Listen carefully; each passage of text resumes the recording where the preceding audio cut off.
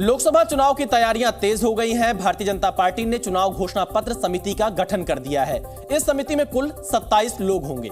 रक्षा मंत्री राजनाथ सिंह को इस समिति का अध्यक्ष बनाया गया है। वहीं निर्मला सीतारमण को समिति का संयोजक बनाया गया है, जबकि पीयूष गोयल को इस समिति का सह संयोजक बनाया गया।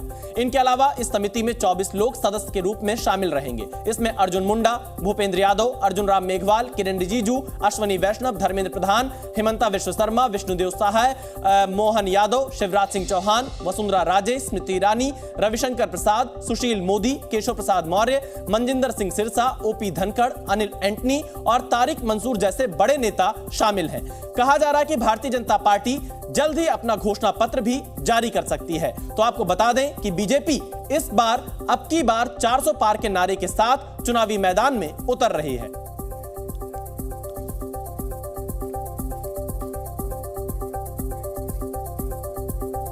प्रधानमंत्री नरेंद्र मोदी कल पश्चिमी यूपी के मेरठ दौरे पर जाएंगे।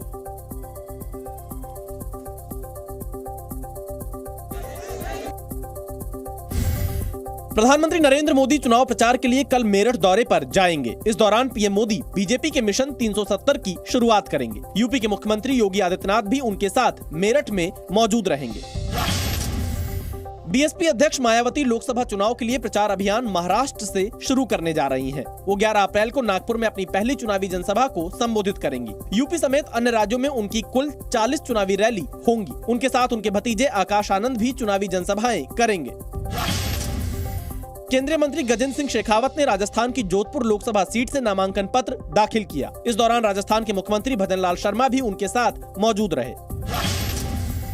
गाजियाबाद लोकसभा सीट से बीजेपी प्रत्याशी अतुल गर्ग का एक वीडियो सोशल मीडिया पर तेजी से वायरल हो रहा है, जिसमें अतुल गर्ग के साथ कुछ लोग धक्का मुक्की करते नजर आ रहे हैं। बताया गया कि जनरल वीके सिंह का टिकट कटने से नाराज बीजेपी के कार्यकर्ताओं ने उनका विरोध किया।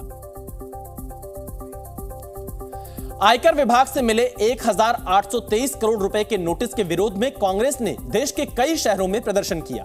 कांग्रेस ने आयकर विभाग की इस कार्रवाई पर नाराजगी जताई और इसे बीजेपी की तानाशाही करार दिया। और कांग्रेस के कार्यकर्ताओं ने सड़कों पर उतरकर अपना विरोध जताया।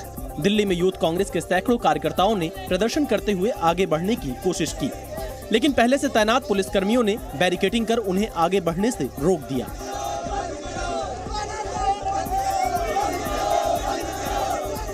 इसके बाद कांग्रेस के कुछ कार्यकर्ता बैरिकेड पर चढ़ गए और प्रदर्शन करते नजर आए। कोड ऑफ कंडक्ट होने के बाद इस तरीके से पहला नोटिस के बाद अभी 1800 करोड़ का नोटिस दिया, मींस डायरेक्ट पॉकेट मार सरकार है। इस दौरान बैरिकेड हटाकर आगे बढ़ने की कोशिश कर रहे कई कार्यकर्ताओं को सुरक्षा कर्मियों ने हिरासत में ले लिया और उन्हें एक बस में भरकर अपने साथ ले गए।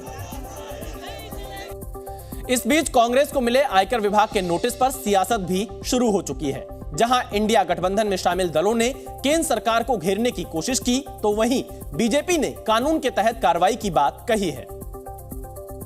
आरजेडी नेता मृत्युंजय तिवारी ने चुनाव के दौरान कांग्रेस को मिले नोटिस पर सवाल उठाया और कहा कि जनता इसका जवाब देगी।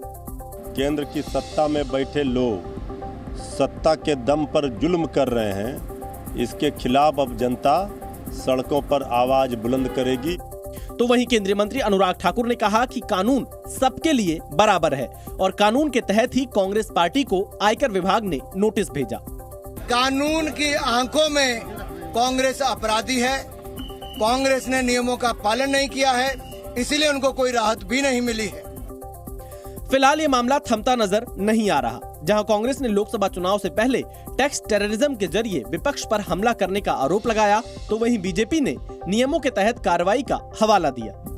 पूर्व केंद्रीय मंत्री पशुपति कुमार पारस की नाराजगी अब दूर हो गई है।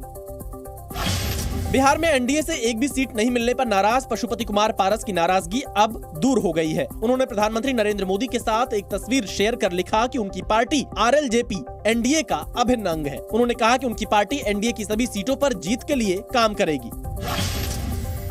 लोकसभा चुनाव के लिए एलजेपी रामविलास ने उम्मीदवारों की लिस्ट जारी कर दी है। पार्टी प्रमुख चिराग पासवान हाजीपुर से चुनाव लड़ेंगे। वहीं अरुण भारती को जमुई से टिकट दिया गया है। इसके अलावा पार्टी ने शांभवी चौधरी को समस्तीपुर लोकसभा सीट से चुनावी मैदान में उतारा है।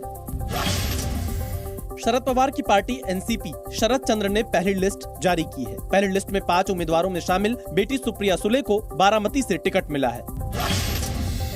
लोकसभा चुनाव के पहले चरण में जिन 102 सीटों पर मतदान होना है, वहां के उम्मीदवार सिर्फ आज अपने नाम वापस ले सकते हैं। पहले चरण के लिए नाम वापस लेने का आज आखिरी दिन है। लोकसभा चुनाव के पहले चरण की शुरुआत 19 अप्रैल को होगी। इस दिन 21 राज्यों और केंद्र शासित प्रदेशों की 102 लोकसभा सीटों पर वोट डाले जाएंगे।